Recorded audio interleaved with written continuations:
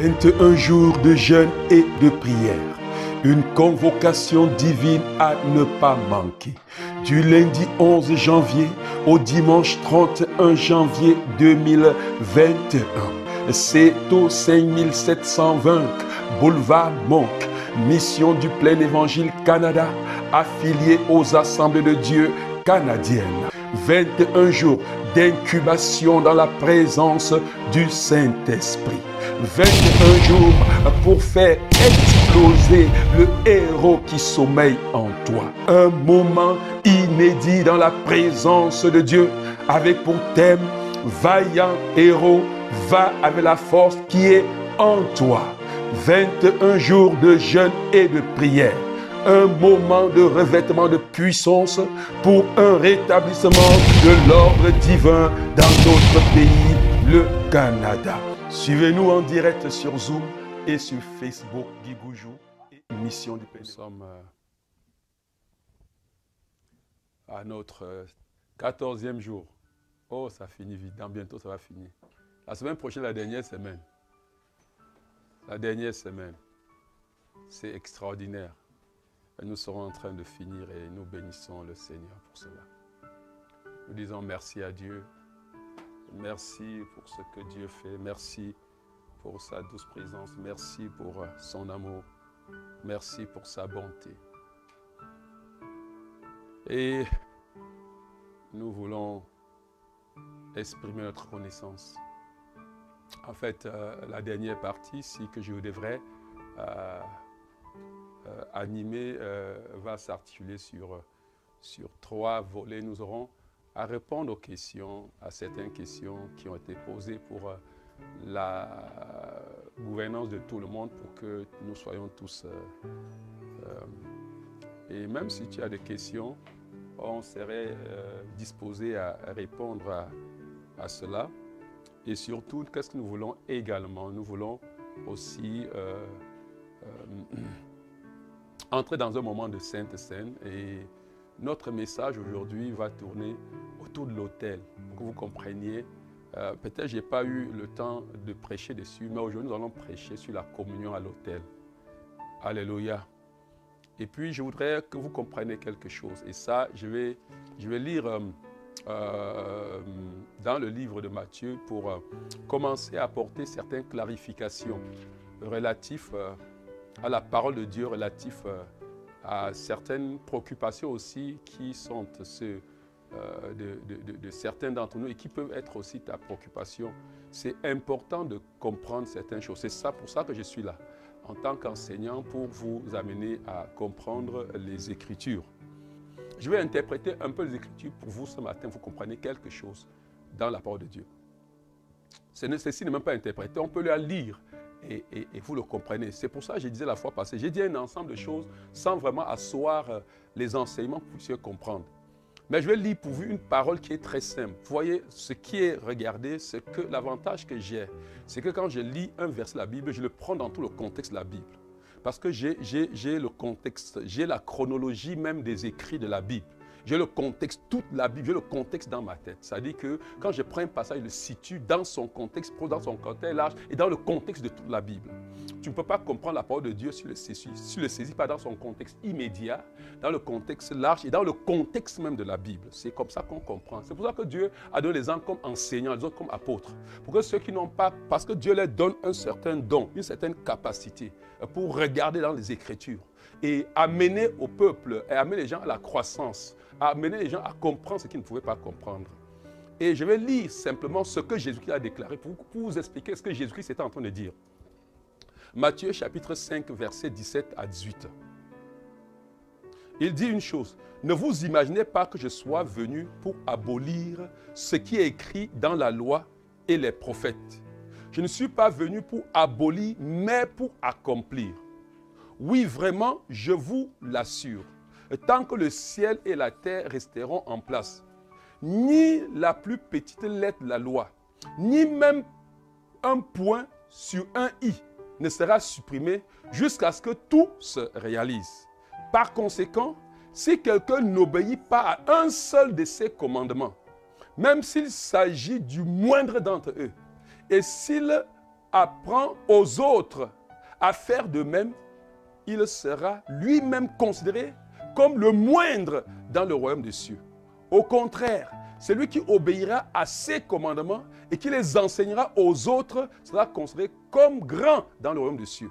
Je vous le dis, si vous n'obéissez pas à la loi mieux que les spécialistes de la loi, c'est-à-dire les pharisiens, vous n'entrerez pas dans le royaume des cieux. En fait, Jésus n'est pas venu pour abolir la loi de Dieu. En fait, il ne peut même pas abolir parce que sans la loi de Dieu, le monde ne tient plus. Jésus n'est pas venu pour abolir la loi de Dieu. Non, mais il est venu pour accomplir la loi de Dieu. Et je vais vous expliquer ce que vous voulez dire accomplir la loi de Dieu. Regarde bien aimé, pour que tu sois béni, comprends très bien. Pour que quelqu'un soit béni dans l'ancienne alliance, pas dans l'ancienne alliance, avec Dieu, il faut que tu accomplisses, tu obéisses à toute la parole de Dieu. Et Jésus est venu accomplir, il a dit accomplir, obéir et faire ce qu'il fallait faire pour que la parole de Dieu s'accomplisse dans ta vie. C'est pour ça qu'au bord du calvaire, il dit que tout est accompli. Pourquoi? Parce qu'il est venu se donner comme le sacrifice. Vous comprenez bien, aimé? Le sacrifice ultime. Il est venu pour être l'holocauste que nous sacrifions. Il est venu pour être tout. Il est venu donc pour bâtir l'autel. L'autel qui va être donc une porte ouverte sur toi et le ciel. L'autel sur lequel tu peux te connecter au ciel. Et il a fait de nous des sacrificateurs. Est-ce que quelqu'un comprend, bien aimé? Et je vais vous parler quelque chose pour que vous compreniez un peu. Et je viens pour que vous compreniez pourquoi Jésus se définit comme étant notre prémisse. Pour que vous compreniez très bien ce que Jésus est en train de dire. Et d'ailleurs, même dans le contexte, si nous lisons dans ce contexte et nous restons un peu si nous allons un peu plus dans le contexte, on n'a même pas expliqué ça. Ici, je ne veux pas rentrer trop pour expliquer, mais je veux vous faire comprendre que Jésus est venu, non pas, il dit, il n'y a pas, il dit d'ailleurs, je vous le dis, verset 20 de Matthieu, je vous le dis, si vous n'obéissez pas à la loi, mieux que les spécialistes de la loi, bien-aimés, les pharisiens, vous n'entrez pas dans votre royaume des cieux. Maintenant, ce qui se passe, c'est que Jésus a vu que par toi-même, tu ne peux pas réussir à obéir à la loi. Vous comprenez? Il est venu obéir à la loi pour toi. Et il a obéi à la loi afin que quoi? Que tu puisses avoir part à entrer dans la présence de Dieu. Et il s'est rendu compte que s'il ne vient pas te rendre saint, te donner la capacité d'être l'habitation du Saint-Esprit, tu seras incapable de mettre en pratique la parole de Dieu. Et par sa mort, il t'a sanctifié. Ça dit quoi? Il a obéi la parole, il est devenu saint. Au lieu de prendre la sainteté là pour lui, il a pris sur lui tes péchés, il t'a donné sa sainteté, pour que le Saint-Esprit puisse habiter en toi. Et te rendre maintenant capable, toi-même, de marcher en obéissant à la loi. Nous n'obéissons là pas à la loi comme dans l'Ancien Testament. Ce n'est pas par notre force. C'est le Saint-Esprit qui est en nous. D'ailleurs, à l'annonce de la nouvelle alliance, dans Ézéchiel chapitre 36, au verset 25, à partir du verset 25, il parle comment il va nous purifier d'une eau pure ainsi. Au verset 26, comment il va ôter de notre cœur le cœur de pierre et le cœur de chair. Et il va nous donner un nouveau cœur.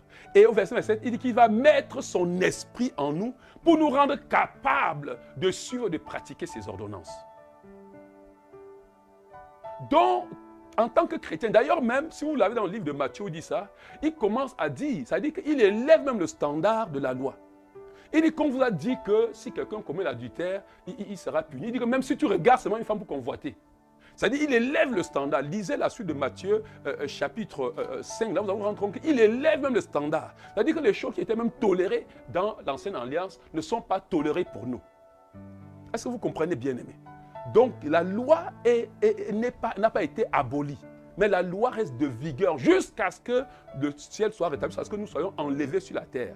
Et même enlevés sur la terre pour aller au ciel, nous n'aurions plus de tentation, mais nous allons vivre dans la loi de Dieu, même étant au ciel. Les sacrifices ne vont pas finir dans le ciel, puisqu'il y a même d'ailleurs l'autel. Bon, maintenant, je vais vous expliquer quelque chose. La parole de Dieu appelle tout ce qui est prémisse. Regardez par exemple ce que Ruben dit dans Genèse chapitre 49, verset 3. Ruben dit, c'est Jacob qui parle de Ruben.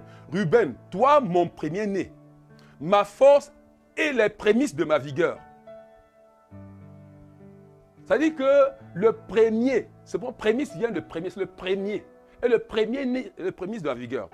Et je vous l'ai dit, il dit, et la parole de Dieu dit, tu ne différeras point de m'offrir les prémices de ta moisson et ta vengeance. Je suis en train de dire Exode, c'est la loi. Maintenant, je vais venir pour que quelqu'un comprenne. Et là, je vais demander qu'on puisse lire. Quelqu'un puisse lire ça pour nous. Pour que vous compreniez très bien, quelqu'un qui a posé la question référent aux prémices. On dit que Jésus-Christ est notre prémisse. Vous comprenez très bien, oui, pourquoi Jésus-Christ est le prémisse. Et les prémices des morts même, et les prémices de ceux qui sont ressuscités.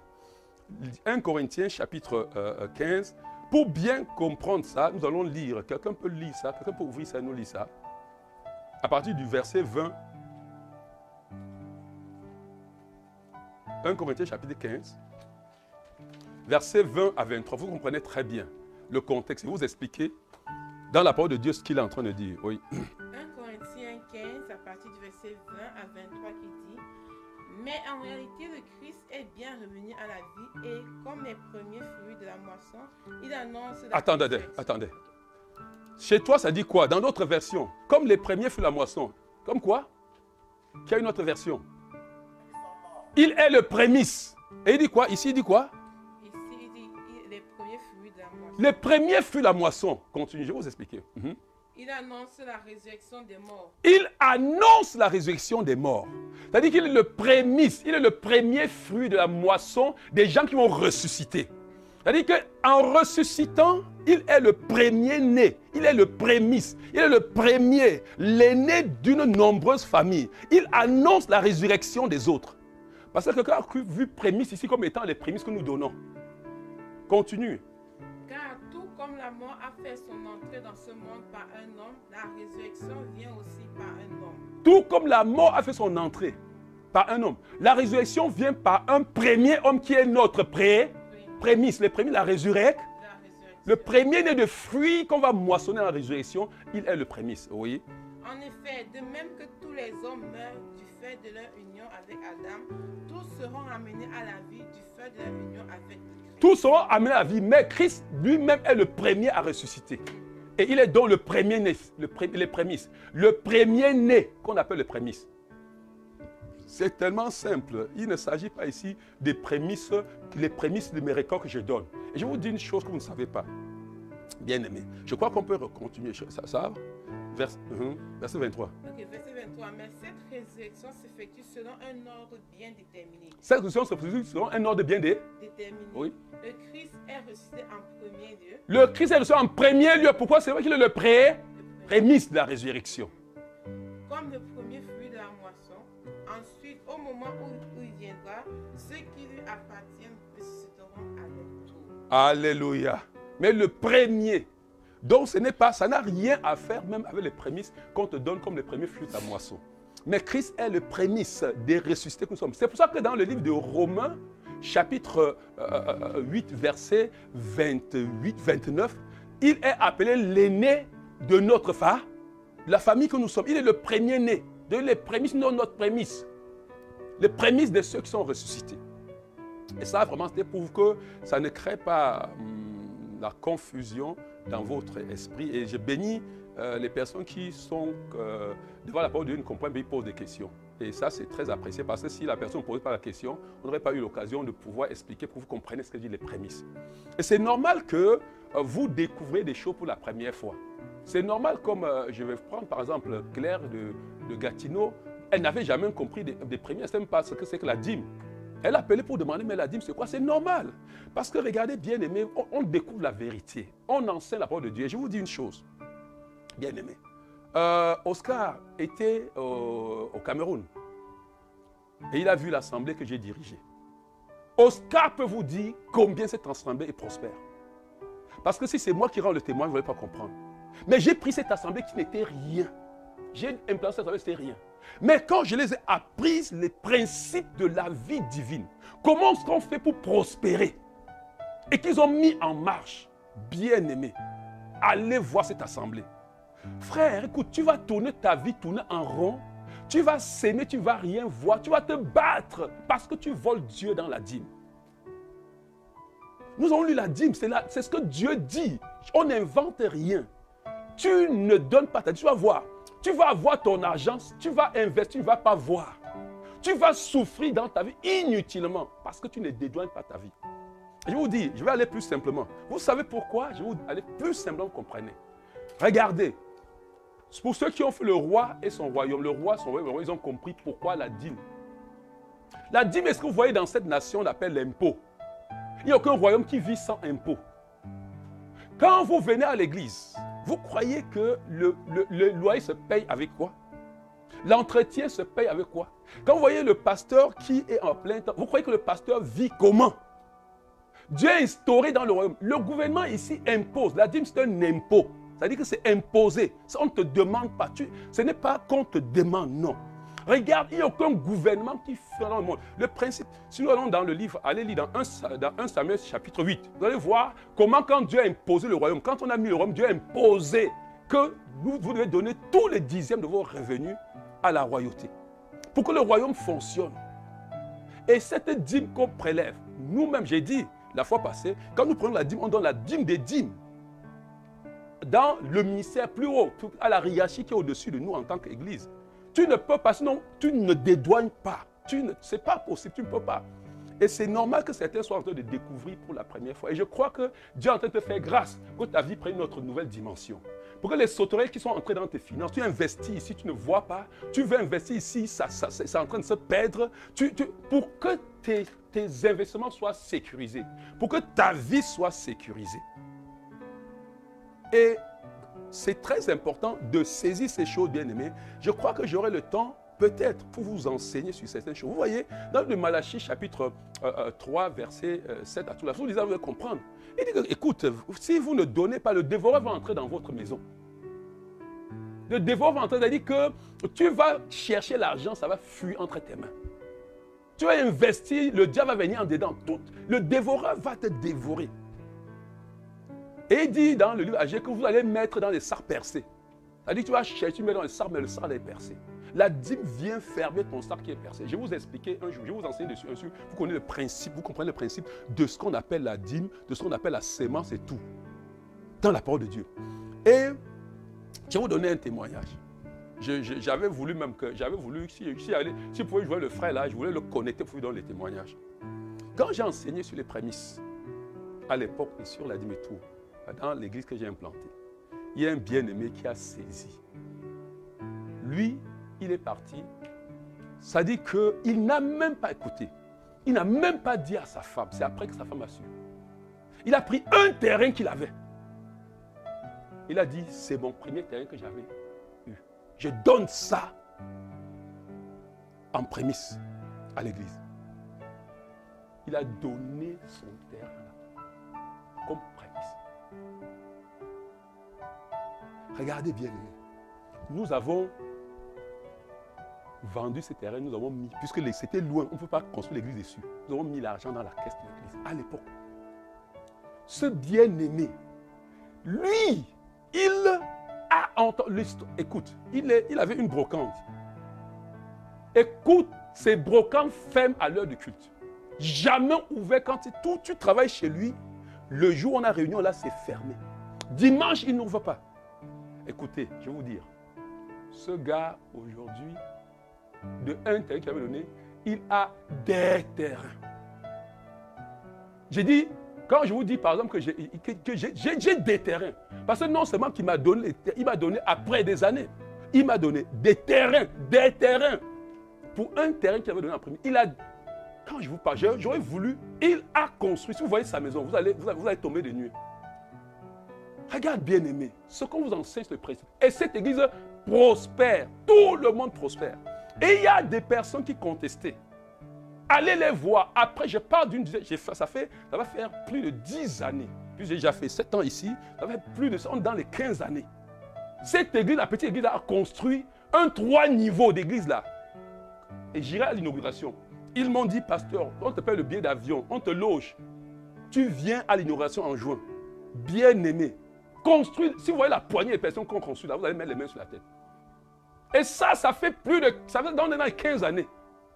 Mais écoute bien aimé.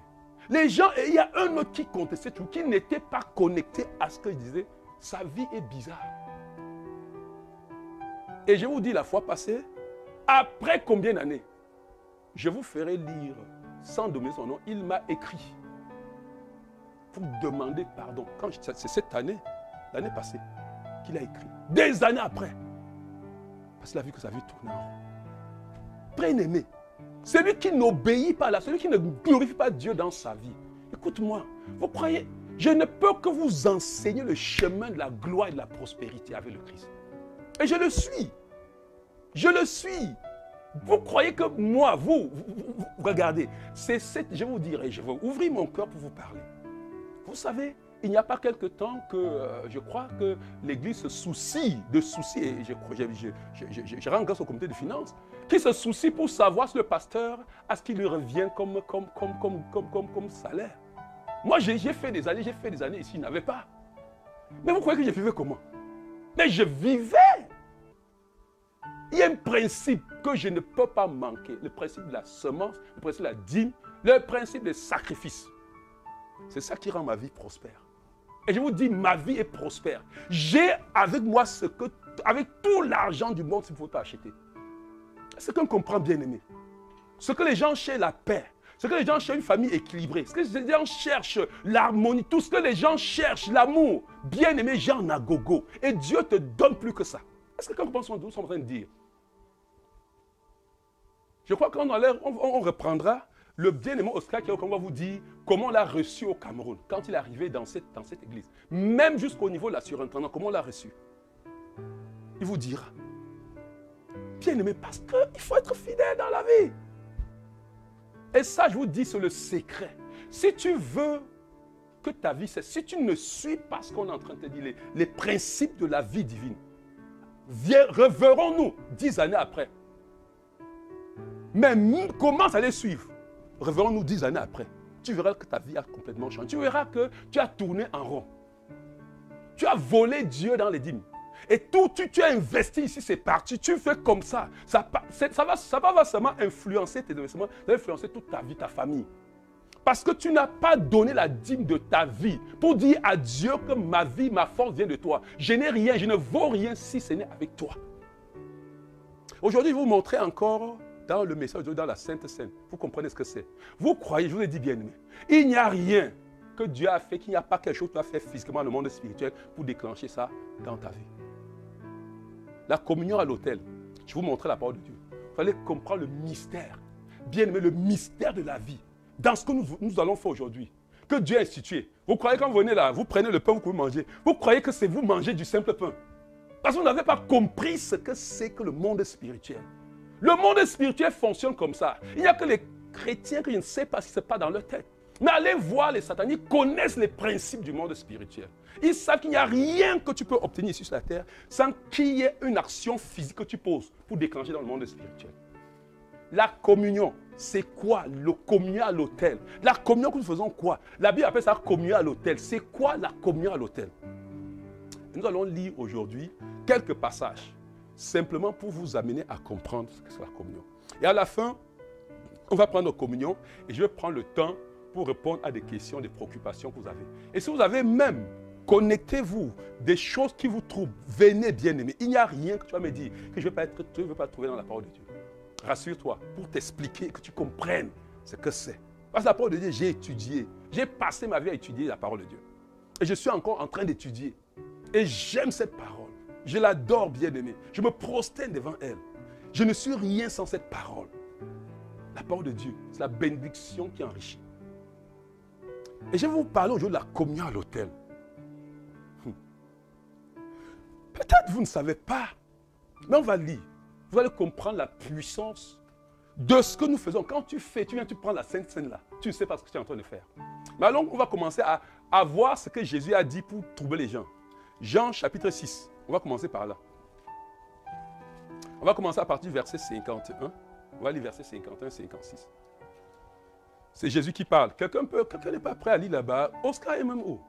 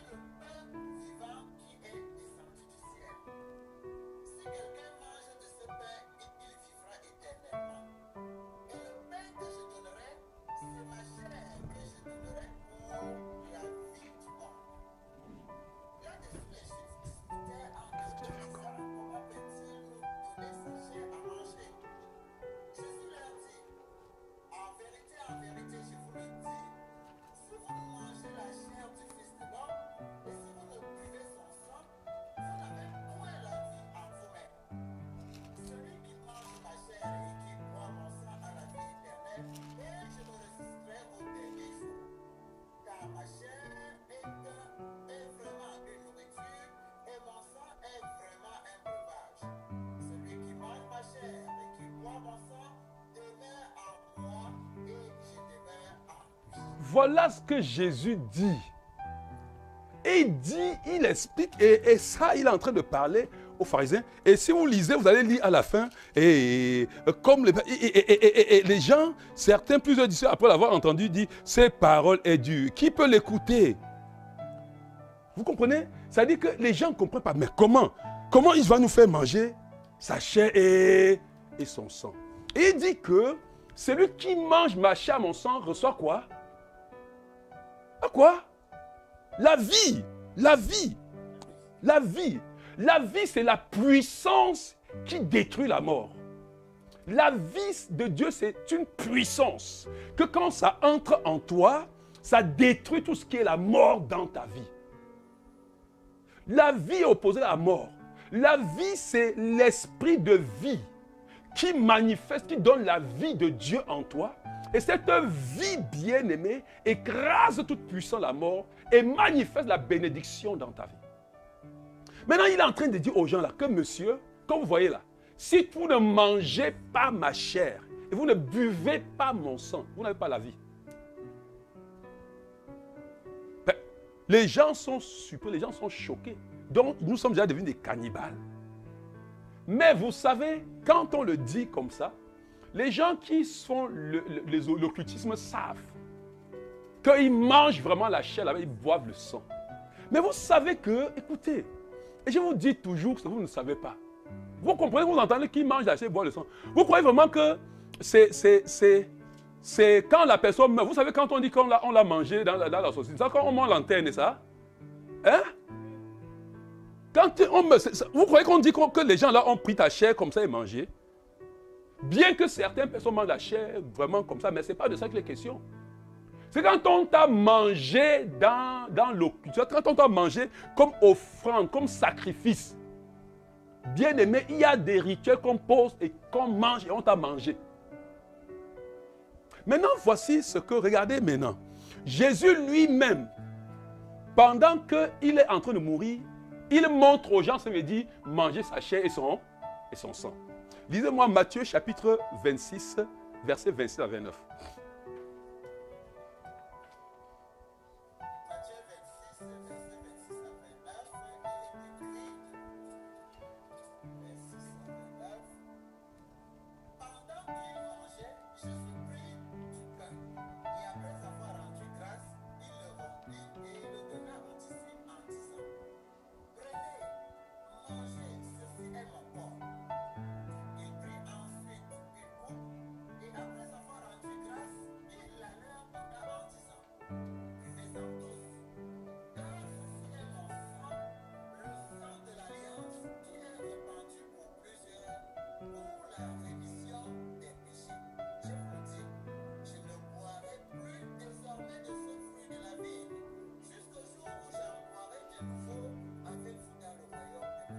Vous comprenez, ça veut dire que comme nous sommes sur la terre, en attendant pour aller dans le royaume, je vais avant d'expliquer, en attendant d'aller dans le royaume de mon Père, à la base, nous allons continuer à boire. Et je vais vous dire une chose, bien aimée. Jésus ne dit pas prenez et buvez car ceci est comme mon sang. Il ne dit pas prenez ceci et mangez car ceci est le symbole de mon corps. Il dit ceci est. Et vous vous rappelez que pendant qu'on mangeait ça, Judas était déjà sorti. Judas qui était exclu de la sphère des disciples ne pouvait pas manger le corps de Christ ni boire. Il est en train de dire que c'est comme ça. Il est en train de dire vous mangez. Et ça c'était à la veille de sa mort. Et on l'a mangé et il est mort au bois du calvaire. Vous comprenez bien aimé. Il avait mangé, ils étaient en train de manger le Christ. Oui. Ah, mais attendez. Mais qu'est-ce que vous racontez? Sinon, tu n'as pas la vie. Comment tu vas voir la vie de Dieu? C'est pas qu'on parle qu'il s'est sacrifié pour nous. Il s'est sacrifié pour nous comment? Le jour de ces rituels de ce soir-là, ils ont mangé du pain. Et ils ont mangé ainsi la vie du Seigneur Jésus. Ils ont bu son sang. Et ils sont morts. Et il est mort. Parce qu'il s'est donné en sacrifice. Il s'est donné pour qu'on le mange. Regarde, dans le monde spirituel, quand on dit qu'on t'a mangé, c'est un rituel qu'on a fait. Et on t'a connecté parce que tu es connecté à cet hôtel. On ne peut pas te manger dans un hôtel que tu n'es pas connecté dans cet hôtel. Vous allez quelque part, vous faites vos incantations pour me manger. Écoutez, je vais vous donner ce que le Seigneur m'a témoigné. Je vous ai déjà donné ce témoignage. Regardez, je vous ai dit que quand je faisais, une campagne d'évangélisation dans mon premier, l'église que j'ai implantée, la première église que j'ai implantée à Bitin. Et je vous ai dit que je suis parti voir le chef du quartier. Regardez bien aimé, quand je suis parti voir le chef du quartier, le jour que je suis parti voir le chef du quartier, je lui ai amené un coq, un gros coq, un gros régime de plantains et des présents. Regardez bien aimé, quand je lui ai donné ça, il nous a fait un bon au revoir. Il a raconté des choses que je ne vais pas vous dire. Il a raconté. Je lui avais dit que je suis venu dans ce quartier avec la paix. Mais je suis venu te dire que je suis dans ce quartier. Et que on m'a fait la guerre. Mais je ne veux pas faire la guerre sans t'avoir dit. Je viens te dire que désormais, je vais faire la guerre. Et je t'ai dit que je connais tous les gens qui font, que tu connais tous les gens qui font ça. Avertis-les. Parce que je ne veux pas commencer à liquider les gens dans cette contrée sans te dire. Va les avertir. Et quand je sortais, quand je sors comme ça, je vois comment il sourit. Et le Saint-Esprit ouvre, Dieu me parle. Il dit que pour lui, il rit parce qu'il t'a déjà tué. Le coq que tu l'as amené, il va donner en sacrifice. C'est un compteur, il va donner en sacrifice pour te tuer. Il va te manger. Quand tu mangeras ce coq, il sera en train de manger. Vous savez ce que j'ai dit? Qu'il soit en train de manger sa propre vie. Et je vous dis, bien aimé, on a fait la campagne le dernier jour. Le chef là, il était au bas en train de boire. Il est tombé, il est mort. Je suis allé à son enterrement. Je me rappelle, je suis allé à l'enterrement. Quand je suis arrivé sur le quartier, quand je suis arrivé, les gens sont retournés. I don't care. C'est toi qui voulais manger. Et tu t'es mangé toi-même. Je veux que vous compreniez, écoutez, il n'y a rien. Je veux que vous compreniez très bien. Il n'y a rien qui se passe dans le monde spirituel sans qu'on déclenche ici dans le monde physique. Est-ce que vous me comprenez bien, aimé? Je ne sais pas comment. Est-ce que quelqu'un me suit? Il n'y a rien qui se passe dans le monde spirituel sans qu'il y ait un déclenchement.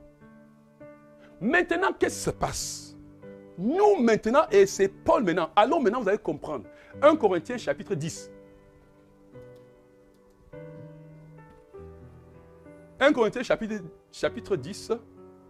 Est-ce que celui-là est intéressant? Oui. Versets 16 à 22.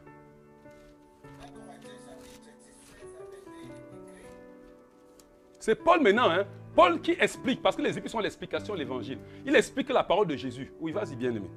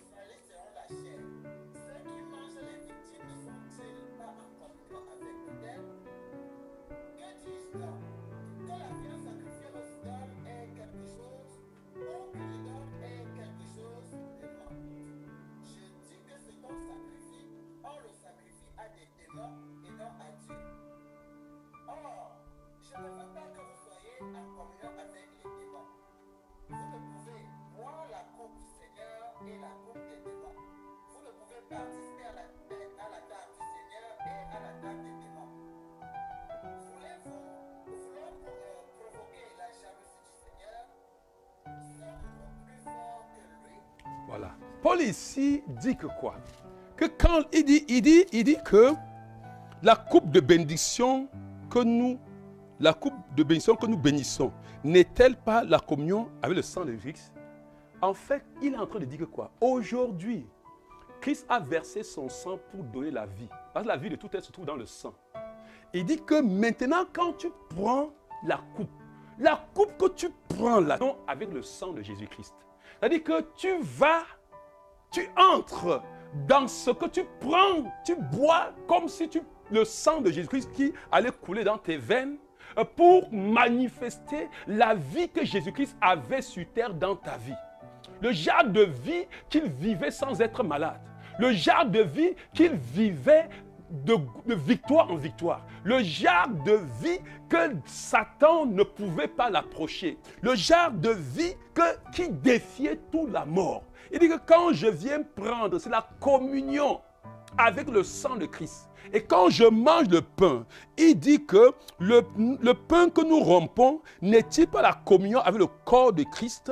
Je communie avec le corps de Christ. C'est-à-dire que je prends le corps de Christ. C'est ce qu'on appelle le corps de Christ. C'est le pain que nous avons mangé qui fait de nous le corps de Christ. Donc spirituellement, nous sommes le corps de Christ. Le sang de Christ coule en nous. Nous avons la vie de Christ. Quand tu viens, et je vous dis, comprenez. Les choses spirituelles sont que quand tu ne comprends pas, regarde, le pain que nous allons manger tout à l'heure, qu'on va prier béni, c'est ce que tu as acheté à l'épicerie, non? Hein? La coupe, ce que tu as appelé, mais quand nous prions et nous recommandons comme étant entrant dans les rituels que Christ a lui-même donné de faire, ça change toute la signification. Tu entres dans une dimension. C'est pour ça que tu ne dois pas venir à la table du Seigneur et rentrer dans la même personne. Il dit maintenant que moi, je vous ai dit de ne pas aller manger les viandes sacrifiées aux idoles. Parce que maintenant, quand on vient avec une viande sacrifiée aux idoles et tu manges, tu es en train de communier avec cette idole. Tu es en train de laisser que l'autel-là parle dans ta vie. Tu es en train d'entrer dans une communion. C'est-à-dire tu laisses qu'il vienne entrer dans ta vie quand tu vas manger ces choses-là. C'est pour ça que, regardez bien aimé, il ne faut pas aller, je vous dis, ça c'est un conseil. Ne mangez pas chez les gens n'importe qui que vous connaissez. Vous allez venir un jour manger une viande et ce sera la fin de votre vie. Vous pouvez aller chez les gens qui ont fait des... Vous allez. Il dit, c'est pour ça que Paul dit de ne pas... Il dit, voulez-vous provoquer la colère de Dieu? Il dit, je dis, verset 20, je dis que ce qu'on sacrifie, on le sacrifie à des démons et non à Dieu. Or, je ne veux pas que vous soyez en communion avec les démons. Parce que ça va dire que c'est rien. Tu vas trouver, on a fait sacrifice des viandes. Peut-être un ami qui est musulman, voilà, on a sacrifié le mouton. Je vous donne le témoignage de viande sacrifiée que j'ai mangé, ce que ça fait dans ma vie, dans ma famille. On va te dire que c'est rien. Tu ne sais pas. Touche, tu vas déclencher quelque chose dans le monde spirituel d'irréversible dans ta vie. Donc quand nous venons à la table du Seigneur, comme nous allons venir aujourd'hui, quand je viens manger, je vais avoir la connaissance que quand je prends le pain, c'est que ça me touche. La puissance. En fait, vous savez qu'à l'autel, on vient faire les chants de vie. Je viens prendre la vie puissante. Je viens prendre la puissance à l'autel. Tous les gens qui viennent à l'autel, qui bâtissent l'autel, c'est pour être puissants dans ce monde. Oh, nous avons l'autel le plus puissant. Mais tu viens tous les jours, tu fais. Tu viens, tu fais. Les choses petites qu'il faut faire pour être connecté à Dieu. Comme ta dîme, ta offrande, les sacrifices, tu ne fais pas. Tu ne te déclares pas. Parce que c'est ça qui te déclare être la possession de Dieu. C'est ça qui te déclare appartenir à ce royaume. C'est ça qui te déclare appartenir. Tu refuses de faire et tu livres ta vie maintenant pour que les démons, pour le dévoreur entre, pour que la destruction entre dans ta vie. Quand tu viens même à l'autel du Seigneur, tu ne viens pas en tant que quelqu'un qui lui appartient. Tu déclares son nom que tu n'honores pas. Est-ce que vous me comprenez, bien-aimé? Tu déclares son nom que tu n'honores pas. Donc, quand nous venons, bien-aimés, et nous allons lire pour que vous compreniez ce que Paul dit pour finir, vous allez comprendre. Et là, je vais faire ça. J'ai donné les passages pour ça, vous restez avec ça. J'aimerais les expliquer ligne par ligne, mais ça nous prendrait beaucoup de temps. Et je veux simplement vous donner pour vous suivre. Alors maintenant, lisez ce que Paul lui-même continue à dire. Ça, chapitre 11, lisons à partir du verset 23. 1 Corinthiens, chapitre 11. Mm-hmm.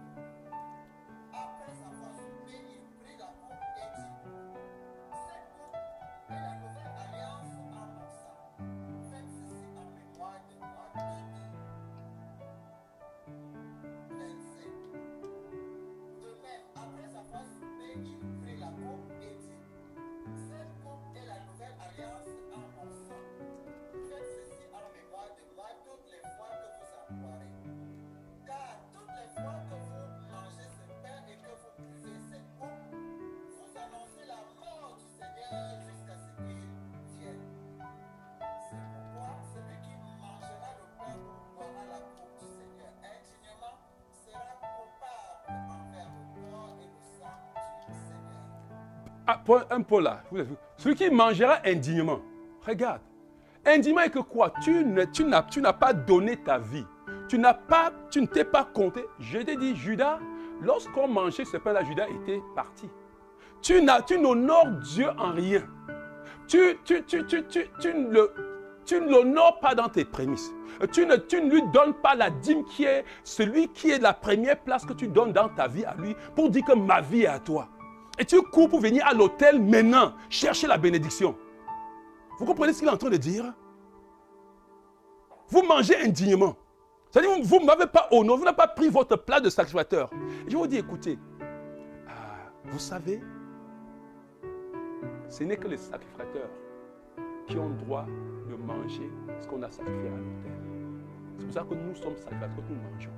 Mais il faut prendre sa place de sacrificateur pour venir manger à l'autel. Vous comprenez, bien-aimé? Oui, continuez, bien-aimé.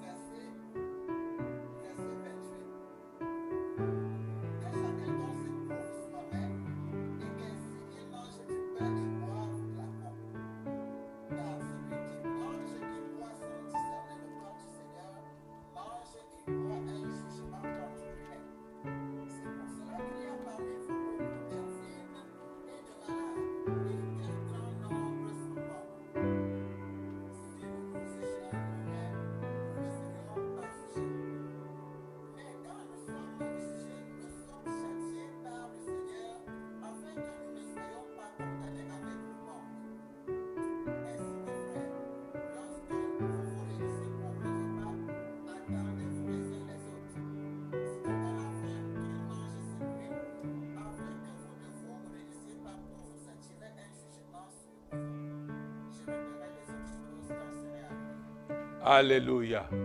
Bien-aimé, j'ai lu et j'ai dit, chaque passage que nous avons lu pourrait faire des heures d'enseignement.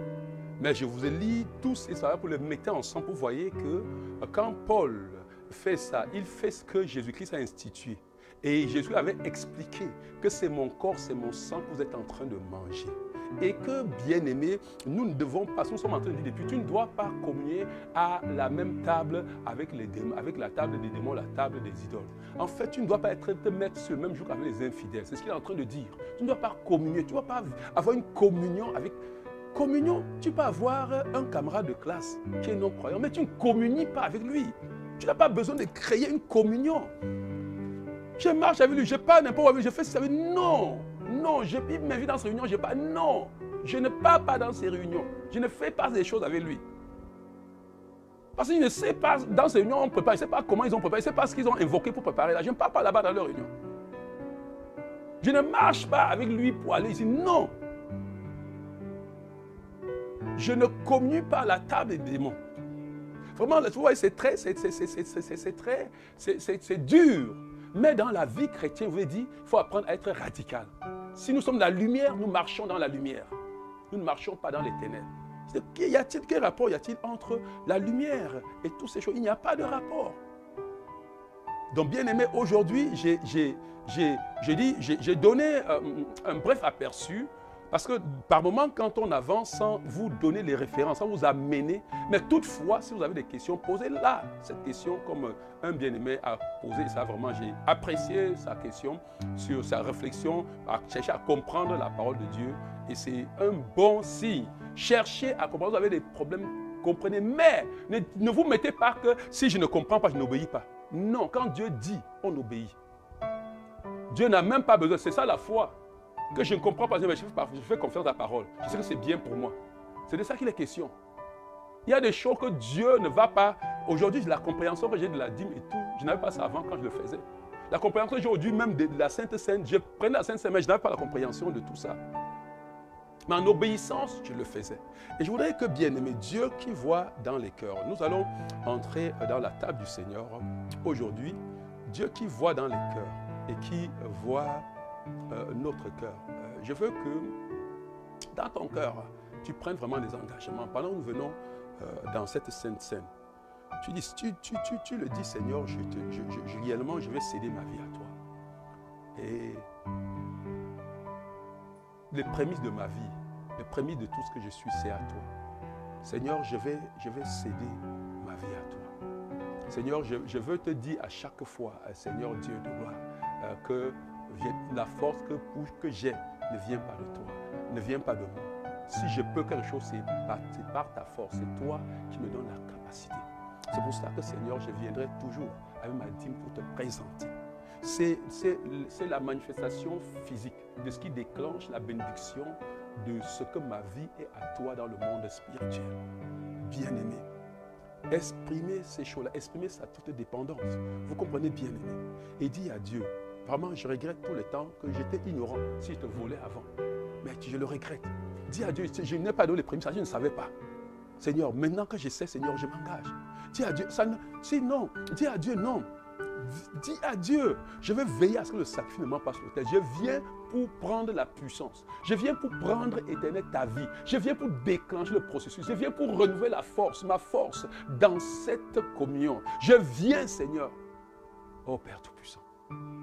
Vous savez que la Sainte Seine n'est que pour les gens qui ont cru et qui sont baptisés. Et je vous dis, le baptême, pour ceux qui n'ont pas encore eu l'enseignement, le baptême, ce n'est pas l'aspersion de l'eau sur la tête. Ce n'est pas le baptême. Le baptême est l'identification à la mort et à la résurrection. Je meurs, je suis enterré dans les eaux. Romains chapitre 6 le dit, je ressuscite et je sors. Donc quand je viens au baptême, je meurs, je déclare, je me conforme, je déclare le processus de la manifestation de la vie de Dieu en moi. Et je voudrais dire, bien-aimé, regarde, Dieu merci, le gouvernement a autorisé qu'on peut se réunir jusqu'à 10 personnes dans l'église. Si quelqu'un sent urgemment besoin du baptême dans son cœur, il m'appelle. Même si demain, je vais aller le baptiser.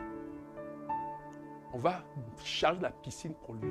Si quelqu'un sent l'urgence du baptême, dès que tu sens l'urgence du baptême dans ton cœur, si tu es quelqu'un qui veut obéir, nous avons dit, la première des choses pour bénéficier de quoi que ce soit à Dieu, c'est l'obéissance. Je ne discute pas. Et la vérité est progressive. Hier, je n'avais pas toute la vérité. Chaque fois, j'ai dit, soit qu'on enseigne. Quand tu viens de donner ta vie au Seigneur, ou bien quand tu es dans un autre endroit où il n'y a pas l'enseignement de la parole de Dieu, tu ne vas pas connaître. Tu vas découvrir petit à petit. Et la sagesse que dès que je découvre à la parole de Dieu, je me conforme à la parole de Dieu. Élève ta voix pour prier. Vis ton cœur devant le Seigneur. Parle, bien-aimé. Et parle à Dieu.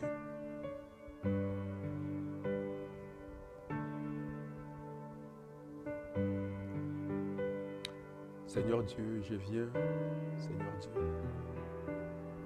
en tant que Seigneur Dieu, le berger que tu as établi, Seigneur Dieu, sur ton troupeau. Seigneur, pour les amener à toi, Seigneur Yahweh, pour les conduire vers toi. Je viens avec, Seigneur Dieu, ces hommes et femmes, Seigneur Dieu, qui sont connectés aujourd'hui. Je les amène, Seigneur Dieu, dans ta présence. Seigneur, je les porte et je dis, Seigneur Dieu, nous avons péché contre toi, non pas parce que nous voulions, mais parce que nous n'avions pas la connaissance. Peut-être nous avons été même rebelles, Seigneur, à ta parole. Mais aujourd'hui, Seigneur, je viens, Seigneur Dieu, les apporter devant toi, Seigneur, pour demander pardon. Seigneur, que le sang que tu as versé au bois du calvaire, que ce sang les purifie maintenant au nom puissant de Jésus-Christ. Seigneur, que pendant qu'ils élèvent leur cœur à toi, Seigneur, laisse que ta présence, Seigneur Dieu, Père, les inonde et que, Seigneur Dieu, ils soient totalement restaurés. Seigneur, nous ne sommes pas là pour discuter ta parole, mais nous sommes là, Seigneur Dieu, pour faire révérence, Seigneur Dieu, et pour, Seigneur Dieu, nous conformer à ta parole. Oh Yahweh, merci, parce que toi-même, tu nous as donné ton Fils, qui est notre holocauste. Tu nous as donné ton Fils, qui est notre sacrifice d'expiation. Il a expié nos péchés. Tu as donné ton Fils, et tu demandes, Seigneur, que, Seigneur Dieu, nous offrons aussi notre corps à toi comme un sacrifice vivant. Seigneur, que notre vie à chaque jour des sacrificateurs soit un sacrifice devant toi. Seigneur, nous reconnaissons que notre royauté, notre puissance dans ce monde, notre victoire dans ce monde dépendra de notre soumission à toi, dépendra, Seigneur, de notre côté de sacrificateur. Seigneur, nous venons déposer nos vies à l'autel. Et aujourd'hui, Seigneur, nous allons les concrétiser, Seigneur Dieu, par les dons, par, Seigneur Dieu, les sacrifices, par les gestes ponctuels, physiques, Seigneur Dieu, qui manifestent notre adhésion et notre soumission à ta parole. Aujourd'hui, nous voulons venir, Seigneur, pendant ce programme. Père, je prie que pendant que tes enfants vont prendre, Seigneur Dieu, ce pain, Seigneur Dieu, dans leur maison, là où ils sont, Seigneur Yahweh, nous aurions voulu le faire tous ensemble. Mais Seigneur, je prie qu'il y ait, Seigneur Dieu, quelque chose d'extraordinaire, qu'ils entrent dans une communion profonde avec ton sang. Dans une communion profonde. Tu as dit, c'est la coupe de la bénédiction. Seigneur, qu'ils expérimentent une bénédiction, une puissance, Seigneur Dieu, infinie. Que ta vie, Seigneur Dieu, pendant qu'ils prendront, patrouille dans leur corps et que toute infirmité soit enlevée, détruite au nom de Jésus-Christ. Seigneur Dieu Tout-Puissant, je déclare que personne ne sera en train de manger un jugement pour lui, Seigneur. Non, mais la bénédiction, telle que tu l'as dit, la coupe de la bénédiction, la coupe de la nouvelle alliance. Pendant qu'ils sont en train de manger le pain, qui est ton corps, que la vertu qu'il y avait dans ton corps, Seigneur, et qui te rendait fort, qui te rendait puissant, qui te rendait, Seigneur Dieu, à l'abri de toutes les attaques, Seigneur Dieu, répétées de l'ennemi, et qui te rendait victorieux, Seigneur Dieu, nous rende victorieux chaque jour au nom de Jésus-Christ. Nous venons, Seigneur Dieu, nous adhérer et dire, Seigneur, que nous mangeons de ta chair et que nous buvons de ton sang. Comme tu l'as dit, afin que la vie soit répandue en nous. Seigneur, nous voici. Béni sois-tu, Seigneur. Laisse que cette communion soit totale. Laisse que cette communion soit véritable pour chacun d'entre nous. Et qu'en retour, la gloire te soit donnée à toi et à toi seul. Au nom puissant de Jésus-Christ. Amen. Bien-aimés, nous allons